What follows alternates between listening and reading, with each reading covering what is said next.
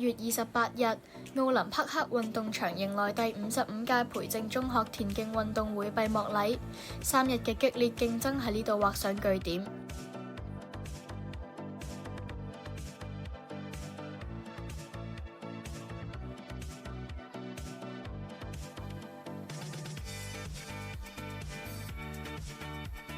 閉幕禮上，各班運動員代表齊聚運動場中央，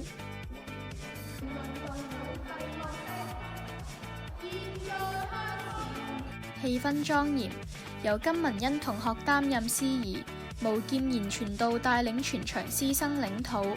其後，副校長陳敬廉博士上台發話。同學，大家下午好。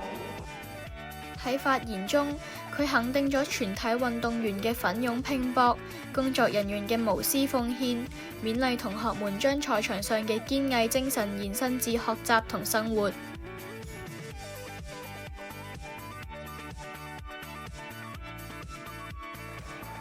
感謝所有運動員嘅全力拼搏，工作人員嘅無私付出，以及師長們嘅暖心支持。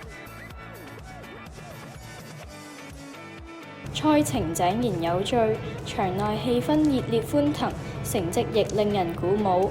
本屆運動會共打破歷屆紀錄17項，17人次，頒製全場冠軍、小綠線、亞軍、初意外、季軍、初意光，全場總錦標初3級。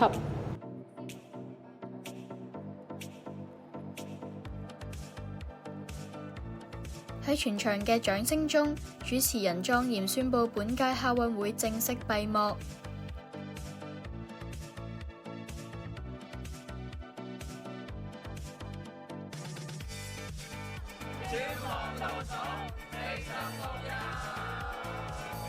賽場上嘅飛馳、跳躍同吶喊，都將成為我哋共同嘅青春印記。